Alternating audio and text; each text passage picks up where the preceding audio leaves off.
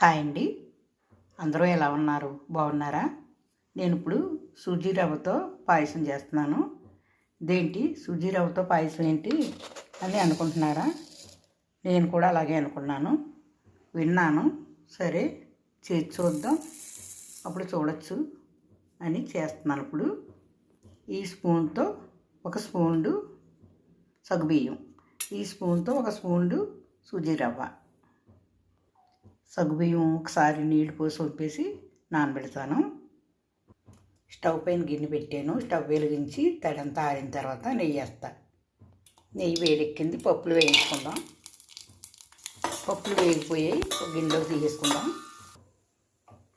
వేపి పక్కన పెట్టాను. ఇదే నెయ్యిలో రవ్వ వేయించుకుందాం. ఎంతో లేదు కాబట్టి తక్కువ నెయ్యి వేసాను.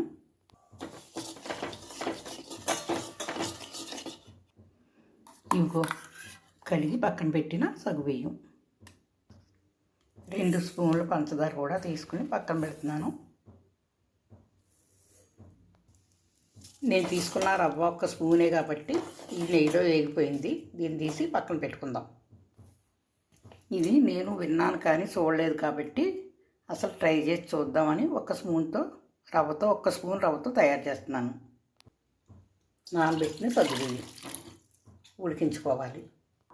నేను తీసుకున్న సగ్గుబియ్యం 1 స్పూను ఈ గ్లాస్ నీటిలో నానబెట్టాను. ఇప్పుడు ఇంకొక అర గ్లాసులు నీళ్ళు పోస్తున్నాను. మళ్ళీ 1.5 ఈ గ్లాస్తో వాటర్. సగ్గుబియ్యం ఉడికిపోయాయి.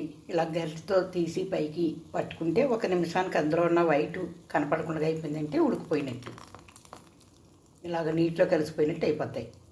ఈ రవ్వ వేసుకుని ఉండకట్టకుండా కలిపేసుకోవడమే. ఇప్పుడు పంచదార కూడా వేసుకుని కలుపుకుందాం. నేనైతే బెల్లం వేద్దాము అనుకున్నాను. ఫస్ట్ టైం చేస్తున్నాను కదా అని పంచదార వేసాను. యాలక పొడి. మనం ఇప్పుడు స్టవ్ ఆఫ్ చేసుకోవచ్చు. కొంచెం చల్లారిన తర్వాత పాలు పోస్తాను. ఇవి కాసి చల్లార్చిన పాలు. సాల్ట్ ఎంత వేసుకోవాలి. నేను తీసుకున్న సగ్గు బియ్యానికి, నేను తీసుకున్న సుజీ రవ్వకి ఇలా వచ్చింది. ఇలాగే ఉండాలి. ఇంకా గట్టిగా ఉండకుండా, పలసగా ఉండకుండా ఇలా ఉండాలి. చల్లారిపోయింది. పాలు పోసుకుంటున్నాను. ఇంకా చిక్కన పాలు అయితే ఇంకా బాగుంటుంది.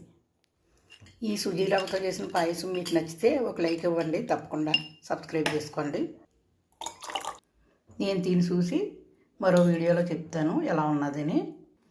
మరో మంచి వీడియోతో మళ్ళీ కలుసుకుందాం. ఉంటాను. బాయ్.